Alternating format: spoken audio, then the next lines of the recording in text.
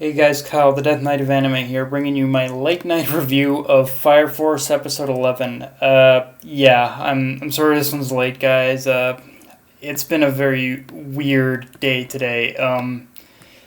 I, I've been dealing, I've been dealing I've been dealing with just a little, like yesterday I was dealing with a little bit of a small family crisis, and pretty much today I basically had to ring up, or I had to ring up the pretty much grandparents in order to follow up on that. So there was that little crisis I was dealing with, but and yeah, beyond that, it's been a very weird day today. So it was a very weird day today. So it was like, yeah, I'll take care of it later. I didn't expect to take care of this late, but yeah. Um. Anyway, so Fire Force episode 11, and after last week's episode, I decided to reread ahead from I decided to reread ahead from where it left off, just to kind of remind myself of what to expect this week. And the thing is, going into this episode, it was a lot more of a simpler one, mostly just and most of it just like, at least the first half of it, just giving us the backstory of how Fire Force Company 8 was formed. But in that particular reread of this content, even before watching the episode, also made me realize this is an episode where we're screwing up the pretty small details can definitely cause the biggest problems. And in this episode's case, that whole beginning bit with from Shinawa and his friend really flopped hard on his head. Like the biggest, like there are two big problems with this with that, like, first chunk of the backstory.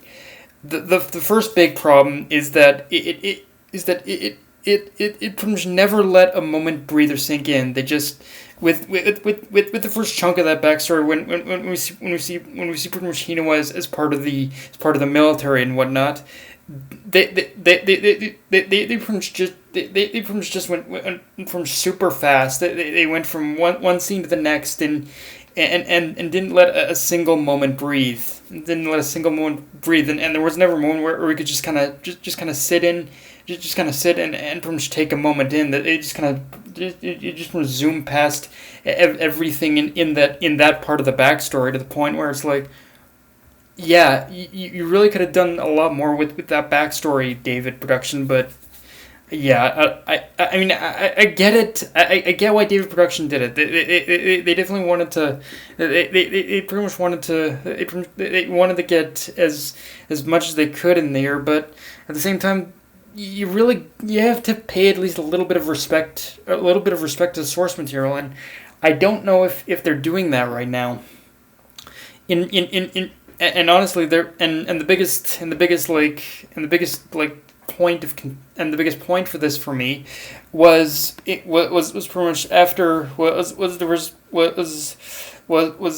the point where we see pretty much Hinawa like pretty much holding the gun to his friend, and just kind of hesitating. That there was a point during that moment of his hesitation where he actually had some, like, honestly some pretty thoughtful, like, inner monologue that I wanted to see, but they didn't even adapt the inner monologue, that little bit of that, for me, important bit of inner monologue. But so yeah, and also the pretty much and the infernal transformation itself was also the second problem, and honestly a persisting problem with the first chunk of this episode, as well as the series as a whole, like past the first three episodes.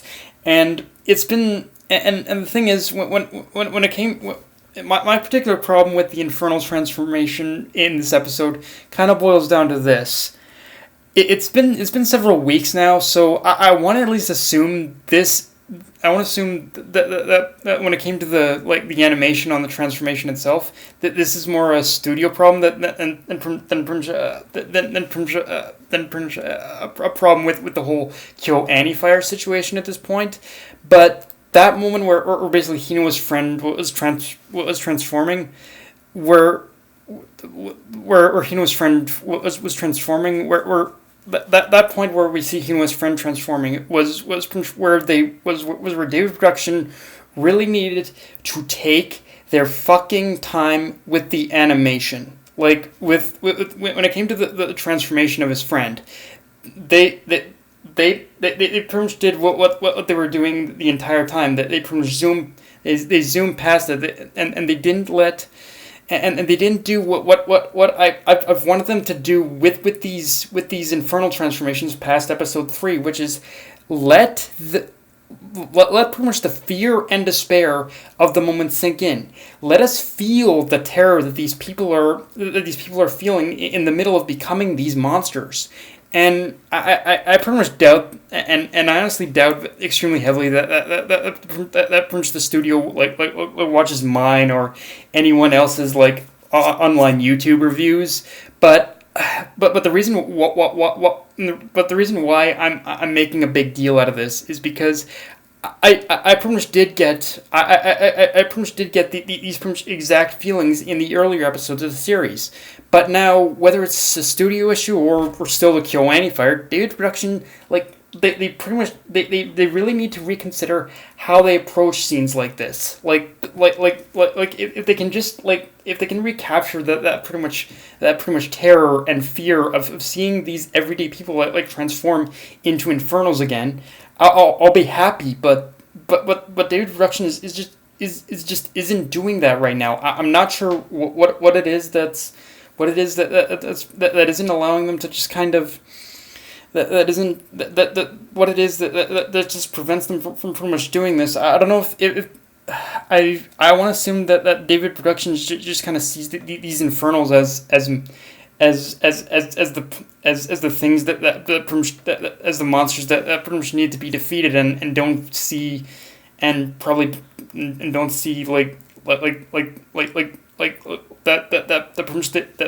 the transformations even need the time in order for us to breathe it in. But yeah, that's the one thing I really need to hold Dave. I'm gonna be holding Dave Productions like from feet to the fire now from now on is how they handle these transformations, because like I said, they when it comes to the animation of these transformations, Dave Productions really needs to take their fucking time and just allow us to kind of like just kind of breathe in the pretty much terror, fear, and just overall like pretty much terror, like pretty much quality that pretty much of these people like transforming into monsters that it really needs to be appreciated almost. Now, as I said, the episode as a whole was showing the start of how Fire Force Company 8 was basically formed, with the main focus on Hino and Obi, and through pretty much that lens, one thing I really have to give credit to this part of the story in general, whether anime or manga, is that it shows us how deeply corrupt the entire force was even before Company 8 existed. I mean, it's pretty much still in, like, the whole Fire Force system in many ways is pretty much still corrupt even today, but as we see through this whole flashback, even without the check and balance of the 8th, the Fire Force companies pretty much just did as they pleased and abused their authority every turn. So yeah, this it's a scary thought to think about, but this episode it gave us the sense that things were basically worse back then were basically worse back then than they are now, because the 8th didn't exist, and because there wasn't that investigative and there wasn't even that kind of authority that the 8th had in order to investigate these people, and in order to investigate and pretty much and pretty much vet these people and say, yeah, this person needs to be like taken down or just kind of, or re-educated or whatnot. But yeah, so yeah, in many respects it's like, or so yeah, it's like back then, like it puts focus that the 8th company is it has purpose, it has a reason in order to exist. And Yeah, if the eighth didn't exist, then I can only imagine that from things would pretty much go back to those days of more corruption and more just people and more just soldiers who would openly abuse the who would pretty much would be openly choosing in order to abuse the authority that they possess. Whereas today the fire forces had to be a little more sneaky because the only because the eighth exists. So yeah, um, and even though and I will admit it was a little sloppy in places compared to the manga, but I definitely liked how the bond between like Prince Obi and Prince and Prince how the bond between like Prince Hinawa and Obi was shown. Just like it shows that Hinawa and Obi during that time that they were just two know nothings who had no business who had no business doing the work of the Fire Force, but did it anyway because unlike the Fire Force back then, they pretty much knew like the basics of right and wrong, and they knew that it was the right thing to do. They were two people who didn't care about all that like points crap or the accolades or anything like that. They just wanted to help people. So yeah, it's a really nice. I liked how it focused on that particular element of their friendship for sure, and and even though her part was played a little more for comedy, we another and wasn't as focused on. We another thing that was focused on in this episode is we also get a little more background on Maki and how she ended up joining the army back then, and only through her father's connections, who's a Tokyo who's like a general in the Tokyo military. So it gives us insight that when it came to Maki, she had to work extra hard in order to get in order to become the person that she is today, and even get where she is today, in order to escape her father's shadow. And the reveal of who her father is in itself, like with her father being like a general in the Tokyo military, that in itself is an important point because Maki's family is going to be subject of its own arc later in the series, and without giving away spoilers, I will say that when it comes to that particular arc with Maki, that particular arc, to me it once again proves why Maki is the best girl of the show. I'm just saying that I'm making that declaration right now. Like that particular arc, it does happen a little later, like much later in the series. But when the series, if it ever does get to that point, like it proves why Maki is best girl. And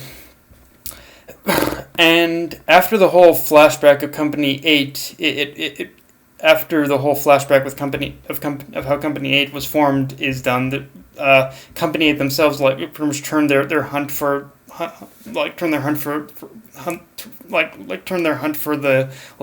white clad group and white clad for basically the white clad the white clad group to Company 7, where we get to see that, in fact, things are done very differently in Company 7 than most Fire Force companies. And it was said best last episode that Company 7 is, in fact, it operates a little more like a bit more of a pretty much neighborhood watch kind of group than a traditional Fire Force company. But in many respects, when you see how Company 7 fights in Infernal, it does make you realize that Company 7...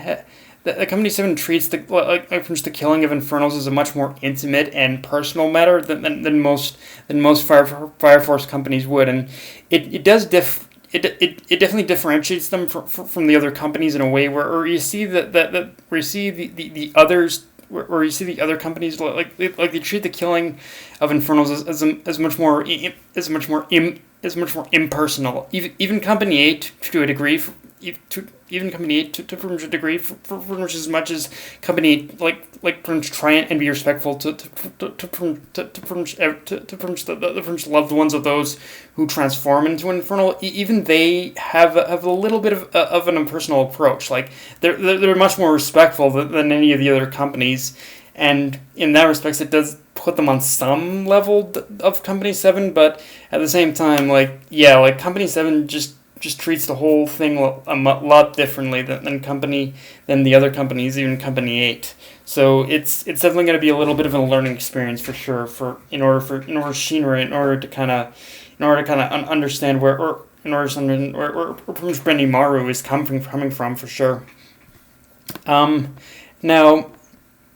Obviously, the big reveal from this episode and companies and venturing into Company 7's territories is one that Benimaru actually has both a second and third generation powers. So this in itself is definitely setting up as even more of a rare breed than those who are a third generation and possess and people like from Shinra who are a third generation and possess the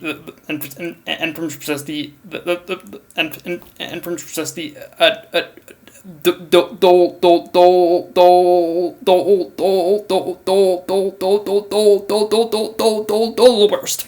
And if they aren't here already then we can assume that the White Clad aren't going to be too far behind with this reveal of Benimaru having the second and third generation powers. However, this episode has set up that Benimaru has like I said before, Benimaru has some definite trust issues when it comes to trusting the whole Fire Force system in general. So at the core, with how this episode was set up, with the tension between Company 8 and Company 7, it's kind of easy in order to clue on what's going to happen from here. But execution and how things play out is something else entirely. And from here, I think for a lot of anime onlys, that there's probably going to be some things that are definitely going to surprise you, I think. But yeah, guys. That's my review. If you enjoyed the video, like, comment, subscribe. Follow me on Twitter, Facebook, and Illustrator Crunchyroll. Death Knight of Anime, signing off. Later, guys.